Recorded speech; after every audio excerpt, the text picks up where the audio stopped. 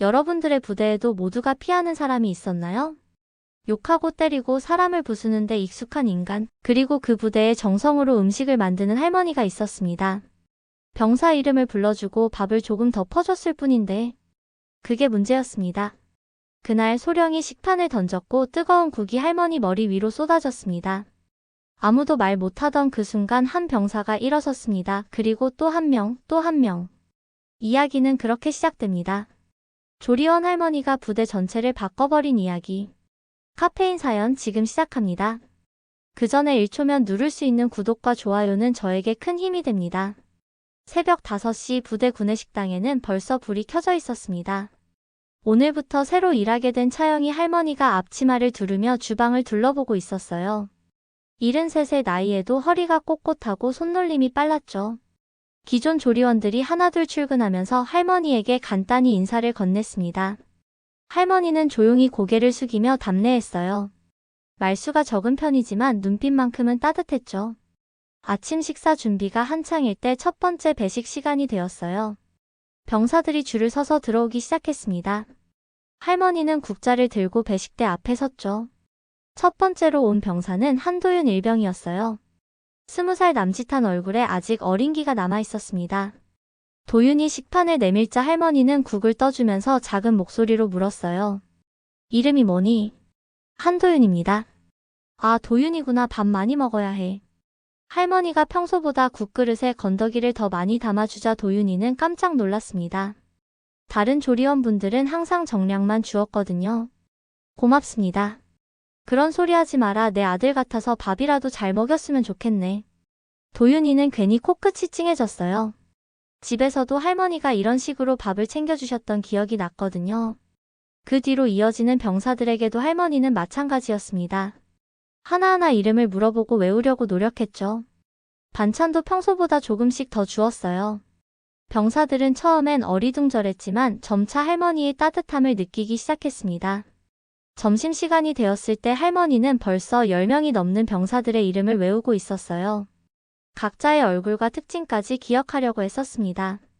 누구는 밥을 적게 먹고 누구는 김치를 좋아하고 누구는 국물을 많이 먹는다는 것까지 파악했죠. 오후 4시쯤 저녁 준비를 하면서 할머니는 다른 조리원에게 물었습니다. 여기 병사들이 몇 명이나 되나요? 한 300명 정도 될 거예요. 그럼 이름을 다 외우려면 시간이 좀 걸리겠네요. 다른 조리원이 웃으며 말했어요. 할머니 그럴 필요 없어요. 어차피 이등병들은 금방 전역하고 새로 들어오고 그러는걸요. 하지만 할머니의 생각은 달랐습니다. 아니에요. 한 명 한 명이 다 누군가의 아들이고 손자잖아요. 이름 정도는 불러줘야죠. 그날 저녁 배식 시간에 할머니는 오전에 만났던 병사들의 이름을 하나씩 불러주었어요. 도윤이가 다시 왔을 때도 마찬가지였습니다. 도윤아, 저녁은 잘 먹었니? 도윤이는 할머니가 자신의 이름을 기억하고 있다는 사실에 감동했어요. 부대에서 자신을 이름으로 불러주는 사람은 거의 없었거든요. 대부분 계급이나 번호로 불렸죠. 할머니 고마워요. 뭘 고마워하니, 당연한 거지. 할머니의 첫날은 그렇게 지나갔습니다. 별일 없이 조용한 하루였지만 병사들 사이에서는 새로 온 조리원, 할머니에 대한 이야기가 조금씩 퍼지기 시작했어요. 이름을 불러주고 밥을 더 주는 할머니 말입니다. 하지만 이런 따뜻한 일상이 오래 지속될 수 있을지는 아무도 모르는 일이었죠. 할머니가 부대에 온 지 사흘째 되던 날 점심시간에 첫 번째 큰 사건이 터졌습니다. 민태식 소령이 갑자기 구내식당으로 들어온 거예요. 42의 나이에 키가 크고 목소리가 큰 민소령은 부대에서도 유명한 인물이었죠. 병사들 사이에서는 기분 따라 사람을 쥐고 흔드는 것으로 악명이 높았어요. 민소령이 배식대 앞으로 다가오자 분위기가 급격히 차가워졌습니다. 병사들은 숨소리조차 조심스럽게 내며 긴장했어요. 할머니는 처음 보는 계급장이었지만 분위기만으로도 높은 사람이라는 걸 알 수 있었죠. 민소령은 배식받는 병사들을 지켜보더니 갑자기 소리를 질렸습니다. 야, 너희들 밥을 얼마나 많이 퍼주는 거야?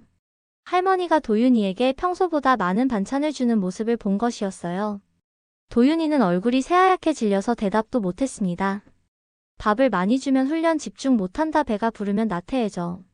민소령의 목소리가 식당 전체에 울렸어요. 다른 병사들도 모두 얼어붙은 듯 움직이지 못했습니다. 할머니는 차분하게 말했어요. 소령님, 이 아이는 아침도 제대로 못 먹고 새벽부터 일어나서 훈련했어요. 뭐 이 할망구가 어디라고 나서.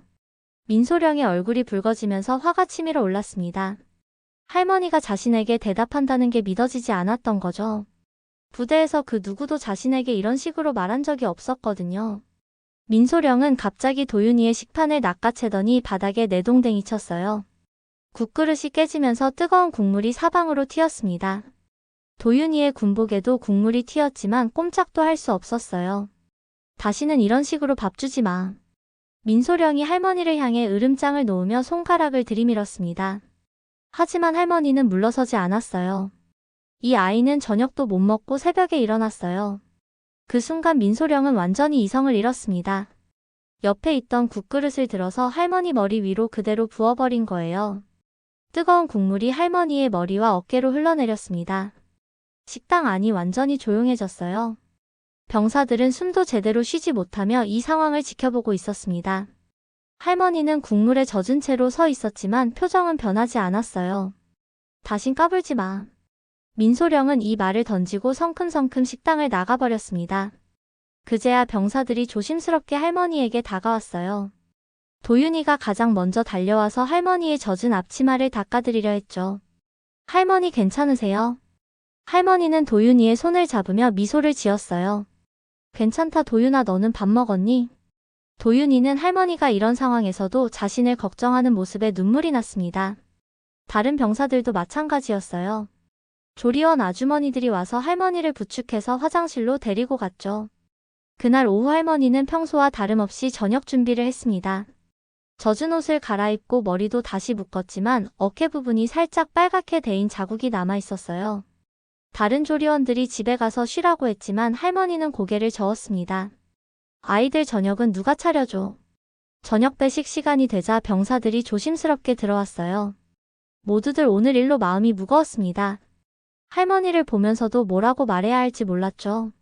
할머니는 여전히 따뜻한 목소리로 병사들을 맞았어요. 많이 먹어라, 힘든 일 있어도 밥은 먹어야지. 도윤이가 식판을 내밀 때 할머니는 평소보다 더 많은 반찬을 주었습니다. 오늘 점심을 제대로 못 먹었다는 걸 기억하고 있었던 거예요. 할머니. 도윤이는 더 이상 말을 잇지 못했어요. 할머니는 도윤이의 어깨를 토닥이며 말했습니다. 속상해하지 마라, 이런 일로 밤낮까지 이르면 안 되지. 그날 밤 병사들은 생활관에서 오늘 일에 대해 이야기했어요. 하지만 목소리를 높일 수는 없었습니다. 민소령이 언제 들을지 모르니까요. 그날 밤 할머니는 작은 일기장을 꺼내 들었습니다. 오래전부터 써온 습관이었어요.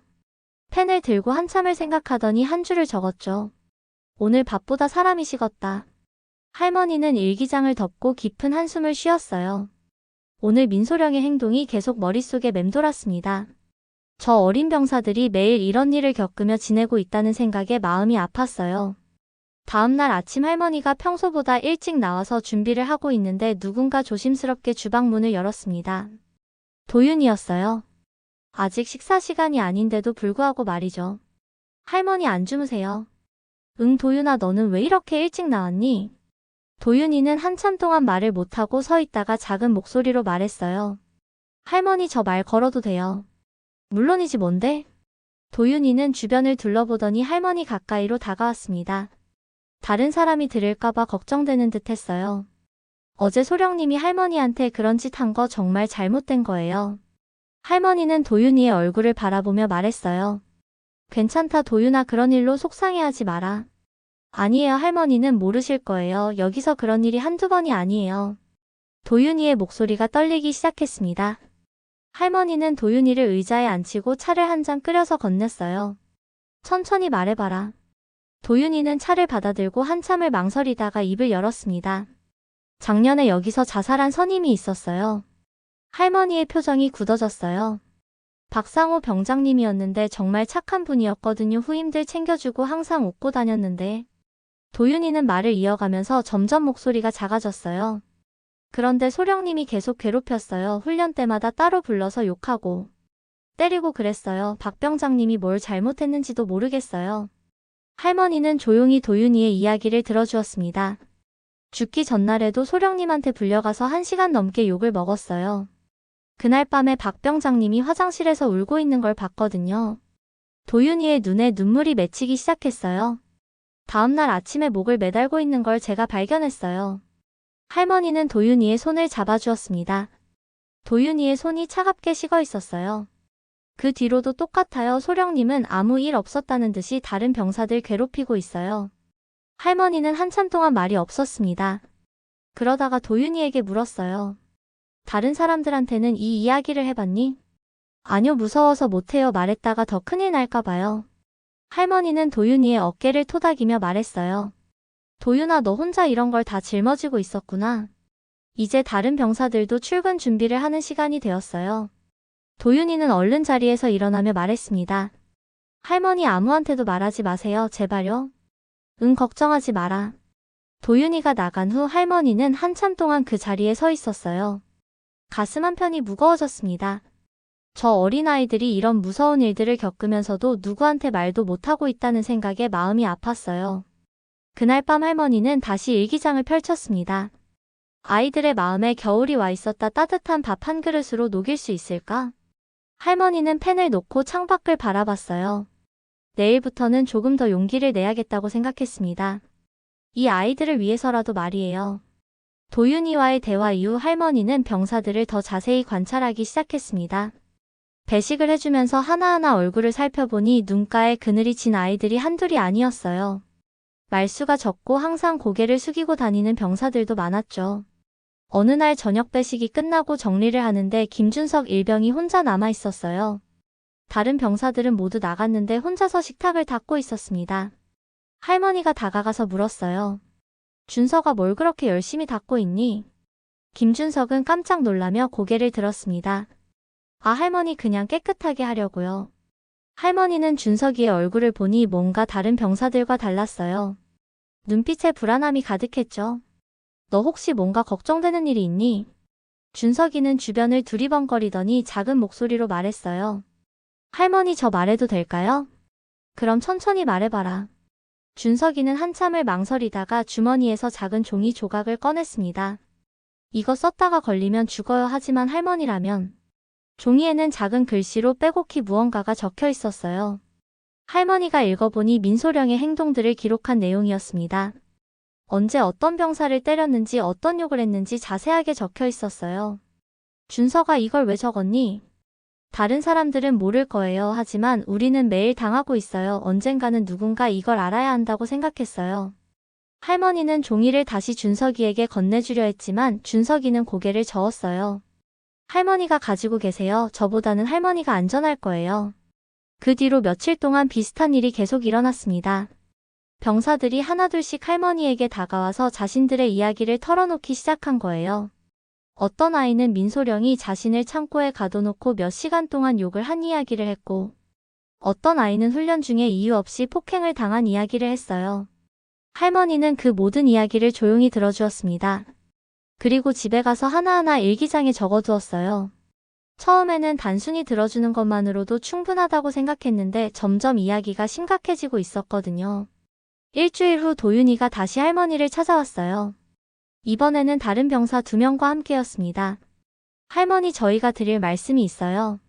3명의 병사는 모두 긴장한 얼굴이었어요. 도윤이가 대표로 말을 시작했습니다.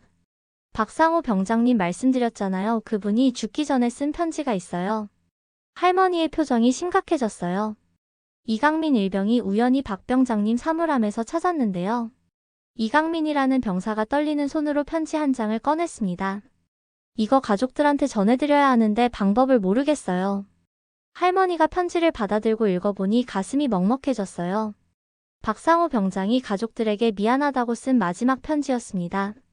그리고 자신이 왜 이런 선택을 할 수밖에 없었는지도 자세히 적혀 있었어요. 더 이상 견딜 수가 없다. 매일 욕을 먹고 맞으면서 사는 게 너무 힘들다. 엄마, 아빠 미안해요. 할머니는 편지를 읽으면서 눈물이 났어요. 이렇게 어린아이가 얼마나 힘들었으면 이런 선택을 했을까 하는 생각에 가슴이 아팠습니다. 할머니, 이거 어떻게 해야 할까요? 할머니는 한참 동안 생각하다가 말했어요. 일단 내가 보관하고 있을게. 그리고 너희들 이야기도 더 들어볼게. 그날부터 할머니의 일기장은 점점 두꺼워졌어요. 병사들의 이야기가 하나씩 쌓여갔습니다. 할머니는 이제 단순히 밥을 해주는 조리원이 아니라 이 아이들의 목소리를 들어주는 유일한 어른이 되어 있었어요. 어느 날 저녁 정리를 하고 있는데 이세나 하사가 주방으로 들어왔습니다. 26살의 여군이었는데 평소에도 말수가 적고 혼자 다니는 편이었어요. 할머니와 눈이 마주치자 세나는 잠시 머뭇거리다가 다가왔습니다. 할머니 혹시 시간 있으세요? 그럼 앉아봐라.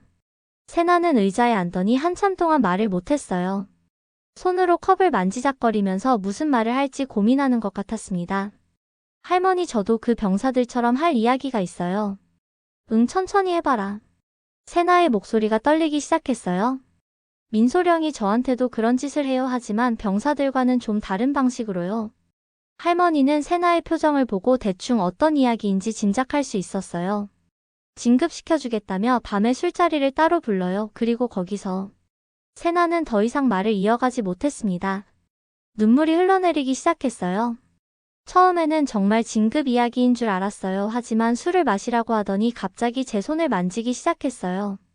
할머니는 세나의 손을 잡아주었습니다. 그 뒤로도 계속 불러요. 거절하면 인사명령으로 밀어버리겠다고 협박해요. 세나의 목소리가 점점 작아졌어요. 한 번은 신고하려고 했어요. 하지만 그 전에 신고했던 여군이 어떻게 됐는지 다 알고 있거든요. 할머니가 물었어요. 그 여군은 어떻게 됐니? 좌천됐어요. 그리고 부대 안에서 험한 소문만 퍼졌어요. 오히려 그 여군이 나쁜 사람처럼 됐죠. 세나는 주먹을 꽉 쥐며 말했어요. 그래서 전 아무 말도 못하고 있어요. 무서워서요. 할머니는 세나를 바라보며 마음이 아팠어요. 어린 병사들 뿐만 아니라 여군까지 이런 고통을 받고 있다는 사실에 화가 났습니다. 세나야, 넌 잘못한 게 하나도 없다. 하지만 아무도 믿어주지 않을 거예요. 할머니는 세나의 어깨를 토닥이며 말했어요. 내가 군인은 몰라도 사람은 안다. 넌 잘못 안 했어. 세나는 할머니의 말에 더 큰 소리로 울기 시작했어요. 그동안 혼자서 견뎌온 시간들이 얼마나 힘들었는지 모든 게 쏟아져 나오는 것 같았습니다. 할머니 어떻게 해야 할까요? 할머니는 한참 동안 세나를 안아주었어요. 그리고 조용히 말했습니다. 세나야, 이제 혼자가 아니야. 내가 있잖니. 그날 밤 할머니는 일기장에 긴 글을 썼어요. 오늘 한 아이가 자신의 상처를 보여주었다. 어린 병사들만의 문제가 아니었다. 이곳에 아픈 사람들이 생각보다 많다. 누군가는 이들의 목소리가 되어주어야 한다. 할머니는 펜을 놓고 깊은 생각에 잠겼어요. 이제 더 이상 가만히 있을 수만은 없다는 생각이 들었습니다. 이 아이들을 위해서 뭔가 해야겠다고 결심했어요. 다음 날부터 할머니는 세나와 자주 이야기를 나누었습니다. 세나도 점차 마음을 열기 시작했어요. 그리고 다른 병사들과도 연결되기 시작했습니다. 할머니가 중심이 되어서 이 아이들이 서로를 의지할 수 있는 작은 공동체가 만들어지고 있었어요. 하지만 민소령의 행동은 여전했습니다. 오히려 더 심해지는 것 같았어요. 할머니는 이제 결단을 내려야 할 때가 왔다고 생각했습니다. 할머니가 부대에 온 지 한 달이 지났을 때 또 다른 사건이 터졌습니다. 점심시간에 민소령이 다시 식당에 나타난 거예요. 이번에는 새로 들어온 이등병 하나를 타깃으로 삼았습니다. 야, 너 몇 기야? 이등병 박민수는 얼굴이 새하얗게 질리며 대답했어요. 515기입니다. 515기가 어디서 기분 좋게 밥을 먹고 있어. 민소령이 박민수의 식판을 보더니 갑자기 밀쳐버렸습니다. 식판이 바닥에 떨어지면서 밥과 반찬이 사방으로 흩어졌어요. 다시 가져와. 박민수는 떨리는 손으로 바닥에 떨어진 식판을 주었습니다. 다른 병사들은 모두 숨죽이며 지켜보고 있었어요. 할머니도 배식대 뒤에서 이 상황을 보고 있었죠. 민소령은 여기서 그치지 않았어요. 박민수가 다시 배식을 받으려고 줄을 서자 또 시비를 걸었습니다. 야, 너 어디서 다시 먹으려고 해. 박민수는 대답도 못하고 서 있었어요. 민소령이 박민수의 가슴팍을 밀치자 박민수는 뒤로 넘어졌습니다. 바닥에 주저앉은 박민수는 일어나지도 못하고 떨고 있었어요. 그때 할머니가 움직였습니다. 배식대를 돌아서 민소령 앞으로 걸어간 거예요. 식당 안의 모든 시선이 할머니에게 집중되었습니다. 소령님. 민소령이 할머니를 보더니 표정이 일그러졌어요. 뭐야, 또 할망구가 나서려고. 할머니는 차분한 목소리로 말했어요. 이 아이들 내 자식이라 생각하고 밥해온 사람입니다. 뭔 개소리야. 할머니는 민소령의 욕설에도 물러서지 않았어요. 오늘은 국자 대신 말을 할 겁니다. 민소령은 할머니가 이렇게 나오자 당황했습니다. 지난번에는 국을 부어버렸는데도 별다른 문제가 되지 않았거든요. 하지만 이번에는 할머니의 기세가 달랐어요. 할머니는 넘어진 박민수에게 다가가서 일으켜 세웠습니다. 그리고 다른 병사들을 바라보며 말했어요. 애들아 일어나라. 병사들이 하나둘씩 자리에서 일어났어요. 도윤이가 가장 먼저 일어났고 준석이도 뒤따랐습니다. 세나도 일어났어요. 그리고 식당에 있던 모든 병사들이 조용히 일어섰습니다. 민소령은 이 상황이 믿어지지 않았어요. 야, 너희들 뭐 하는 거야? 당장 앉아. 하지만 아무도 앉지 않았습니다. 할머니가 앞에 서 있으니 병사들도 용기가 생긴 거예요. 할머니는 민소령을 똑바로 바라보며 말했어요. 소령님, 이 아이들한테 사과하세요. 뭐라고, 이 할망구가 미쳤나? 할머니는 목소리를 높이지 않았어요. 하지만 단호했습니다. 밥을 먹는 건 사람의 기본 권리입니다. 아무리 군대라도 사람 대접은 받아야죠. 민소령의 얼굴이 붉어졌어요. 이렇게 많은 병사들 앞에서 조리원 할머니에게 말대꾸를 당한다는 게 수치스러웠습니다. 너 당장 나가. 아닙니다. 여기는 이 아이들이 밥 먹는 곳이에요. 소령님이 나가세요. 식당 안이 완전히 조용해졌어요. 할머니와 민소령이 서로를 바라보며 대치하고 있었습니다. 병사들은 숨도 제대로 쉬지 못하며 이 상황을 지켜보고 있었어요.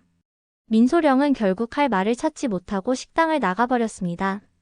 그제야 병사들이 안도의 한숨을 쉬었어요. 할머니는 박민수에게 다가가서 물었어요. 민수야, 괜찮니? 박민수는 눈물을 흘리며 고개를 끄덕였어요. 할머니 고마워요. 할머니는 박민수의 머리를 쓰다듬으며 말했어요. 앞으로는 이런 일 없을 거야. 그날 이후 분위기가 조금씩 바뀌기 시작했어요. 병사들이 할머니를 중심으로 뭉치기 시작한 거예요. 한 달 후 부대에 큰 행사가 있었습니다. 창군 기념식이었어요. 여러 높은 분들이 오시고 부대 전체가 참여하는 큰 행사였습니다. 민소령도 이날만큼은 평소보다 조심스럽게 행동했어요. 행사 준비로 분주한 와중에 할머니는 도윤이에게서 놀라운 제안을 받았습니다. 할머니, 저희가 준비한 게 있어요. 뭘 준비했는데? 도윤이는 주변을 살피더니 작은 목소리로 말했어요. 영상이요. 그동안 민소령이 한 일들을 몰래 촬영한 거예요. 할머니는 깜짝 놀랐어요. 언제 그런 걸 찍었니? 핸드폰으로요. 처음에는 증거를 남기려고 시작했는데 이제 제법 많이 모였어요. 도윤이는 할머니에게 핸드폰을 보여주었어요. 정말로 민소령이 병사들을 괴롭히는 장면들이 여러 개 저장되어 있었습니다. 준석이랑 세나 하사님도 도와줬어요. 다들 조금씩 찍어서 모은 거예요. 할머니는 영상들을 보면서 마음이 복잡해졌어요. 이렇게 증거가 있다면 정말로 뭔가 할 수 있을 것 같았습니다. 그런데 이걸 어떻게 할 거니? 도윤이가 설명했어요. 기념식 때 영상을 트는 시간이 있거든요. 부대 소개하는 영상 말이에요. 그때 이걸 틀 수 있을지도 몰라요. 하지만 위험하지 않을까? 도윤이는 고개를 저었어요. 할머니가 앞에 나서주신다면 저희도 용기가 날 거예요. 기념식 당일 많은 사람들이 부대를 찾았습니다. 국방부에서도 높은 분들이 오셨고 지역 인사들도 참석했어요. 할머니는 다른 조리원들과 함께 음식 준비를 도왔습니다. 식사 시간이 되고 행사장에서 부대 소개 영상이 나오기 시작했어요. 처음에는 평범한 훈련 모습들이었습니다. 하지만 갑자기 화면이 바뀌었어요. 민소령이 병사를 때리는 모습이 나온 거예요. 그리고 할머니에게 국을 붓는 장면도 나왔습니다. 참석자들이 웅성거리기 시작했어요. 민소령은 당황해서 영상을 멈추려고 했지만 이미 늦었어요. 병사들의 증언도 이어졌습니다. 박상호 병장의 이야기와 세나의 이야기도 나왔어요. 그때 할머니가 단상 앞으로 걸어갔습니다. 마이크를 잡고 조용히 말했어요. 안녕하세요. 저는 이 부대에서 한 달 동안 조리원으로 일한 차영희입니다. 참석자들이 할머니에게 집중했어요. 밥은 한 끼로 끝나지만 존엄은 평생 남는 겁니다. 할머니의 목소리는 떨리지 않았어요. 이 아이들이 매일 어떤 일을 겪고 있는지 여러분께서도 보셨을 겁니다. 저는 그냥 밥을 해주는 할머니지만 이 아이들의 아픔을 외면할 수는 없었어요. 국방부에서 온 분들의 표정이 심각해졌어요. 이 아이들은 나라를 지키는 소중한 사람들입니다. 그런 아이들이 이런 대우를 받아서는 안 됩니다. 할머니가 말을 마치자 박수가 터져나왔어요. 참석자들뿐만 아니라 병사들도 박수를 쳤습니다. 민소령은 얼굴이 새하얗게 질린 채로 서 있었어요. 기념식이 끝난 후 일주일 만에 국방부 감찰단이 부대에 도착했습니다.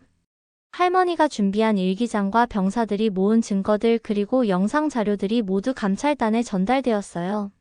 감찰단은 사흘 동안 철저한 조사를 진행했습니다. 할머니도 증인으로 불려가서 자세한 증언을 했어요. 도윤이와 세나 그리고 다른 병사들도 모두 조사를 받았습니다. 조사 결과는 명확했어요. 민소령의 모든 행동이 군법 위반으로 판정되었습니다. 구타와 모욕 그리고 성추행까지 여러 가지 혐의가 확인되었죠. 민소령은 즉시 보직에서 해임되었고 군법회의에 회부되었어요. 영창에 수감되면서 전역 처리될 예정이었습니다. 그리고 부대 전체에 공식 사과문이 발표되었어요. 새로운 소령이 부임해왔어요.